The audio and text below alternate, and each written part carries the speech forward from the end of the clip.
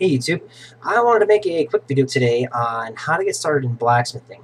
Now for me personally, when I got started in blacksmithing, it was really hard for me to pick up tools, the skills I needed to find other people interested in the craft around me. There isn't a lot available around me.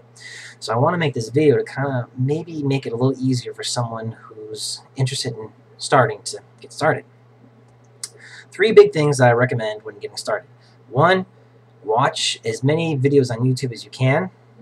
Two, buy literature and watch DVDs. And three, join a blacksmithing organization and attend one of their events. Now, first of all, you want to watch the videos on YouTube for a variety of reasons. First, obviously, is to learn how to be a smith and what kind of tools you'll need. There's thousands of blacksmithing videos on there. There's so many videos out there that by the time you're done watching them all, you'll want to puke. There's just tons of good stuff on there. The other is it gives you a basic understanding of what this craft is like. You know, it's dirty, labor-intensive, sweaty, and it can be a fairly dangerous craft if you're not careful and you're not safe. You know, if you're a safe person, you got a good amount of common sense, then it's perfectly safe. This will give you a basic understanding of blacksmithing and what it'll require. This hobby isn't for everyone. It's a very labor-intensive project. But if you enjoy working with your hands, if you enjoy using your imagination, this craft is perfect for you. The amount of work and imagination you can put into your products will directly reflect on your final project. Two, buy literature, buy books, buy DVDs, buy whatever you can. I can recommend two really good books off the top of my head. One is called Blacksmithing Basics for the Homestead. Great starter book for blacksmithing. Shows you a lot of basic hammering techniques and projects. Everything ranging from wall hooks to axe head making. Another good one is called A Blacksmithing Primer. This is available both in hardcover book and DVD format. I own the DVDs. It's over 6 hours of blacksmithing information. Phenomenal stuff. The smith shows you everything from the most basic hammer blows to making something like a dragon set. Very basic and very advanced stuff. Great DVD set. After you've bought those and you've read through them, you're probably ready to start smithing a little bit on your own, kind of get a feel for it. And if you're still a little unsure about it, I would go to step 3, which is joining a blacksmith organization in your area. Now, for me, I live in Madison, Wisconsin, and the nearest organization for me is the UMBA, the Upper Midwest Blacksmithing Association. I'm kind of in one of those gray areas where there's not really an organization near me, but they're closest. They're located mostly in central Illinois and southern Illinois, but I'm close enough that I can still attend their events. Now, joining the UMBA will give you a couple of perks.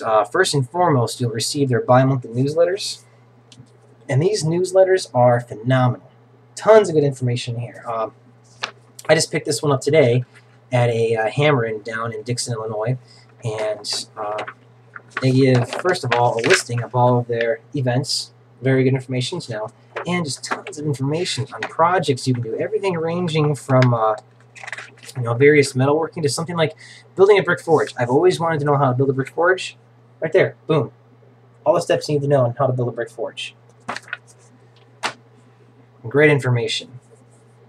Now, out of the events they host in particular, probably one of the best ones you can go to is what's called a hammer-in.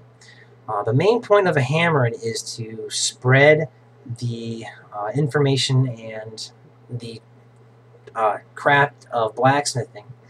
The mentality of the smiths when you go to one of these hammer-ins is phenomenal. Everyone's exceedingly friendly. Everyone's very generous. Everyone is there because they all share something they love, the craft, and they all want to spread this craft. They want people to come over and ask them questions. They want people to take pictures of their projects. They want people to get interested and pick this up. And actually, when I went there, I got there pretty early, almost right when they opened, and there were two smiths that had a tent right out in front, Terry and Monty. Great guys, really, really nice. They were showing how to start their rivet forge, and there was a couple other people there, and once the crowd kind of died down, I started talking to them and asking questions, and they could tell by the questions and the vocabulary that I was using that I knew a little bit about blacksmithing.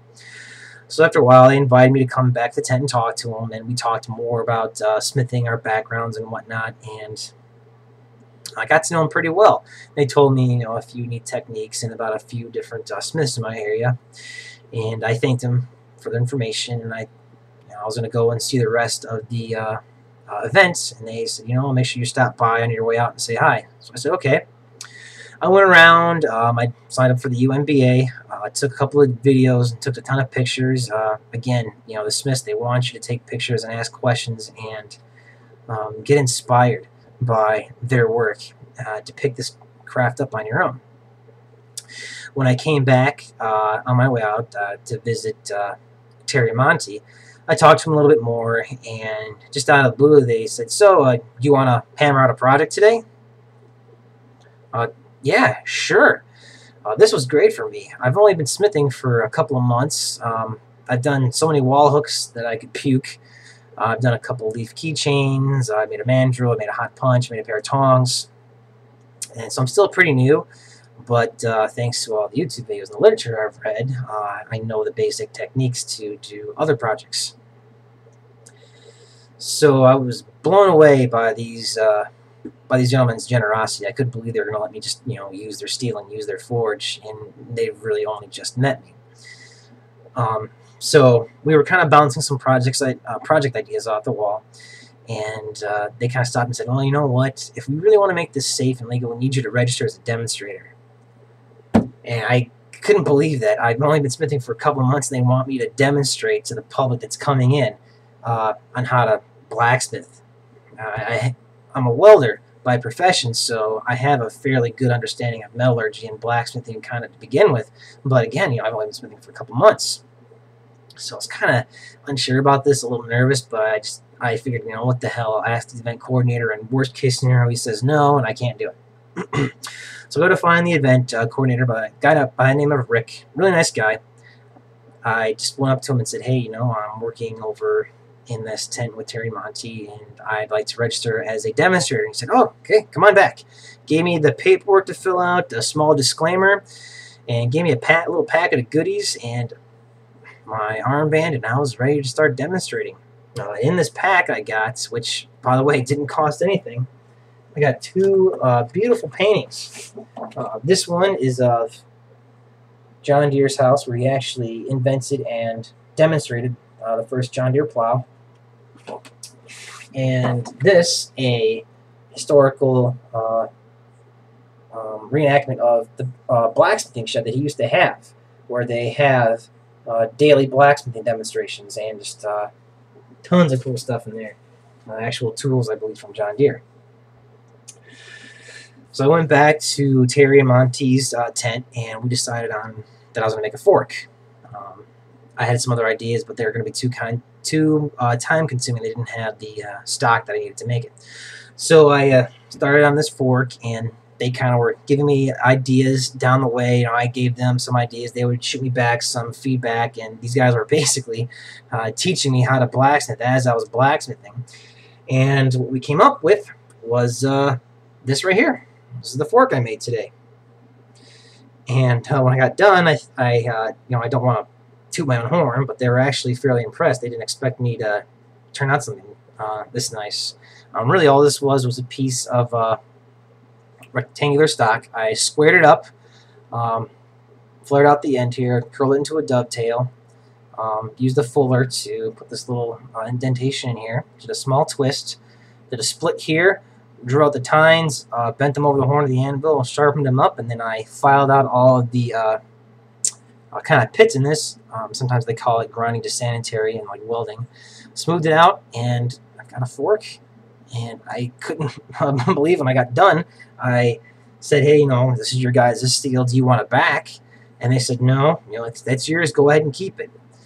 So, I mean, again, the generosity and mentality of this group of people is just phenomenal. You'll never meet a nicer group of people who share a common love for making stuff with their hands. So that about wraps it up. Again, if you want to get started in blacksmithing, you can contact me through YouTube. Watch some of the few videos I have on smithing. Send me questions. I love answering questions.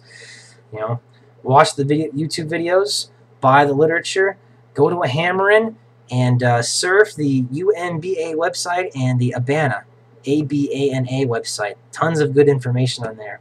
And good luck to you.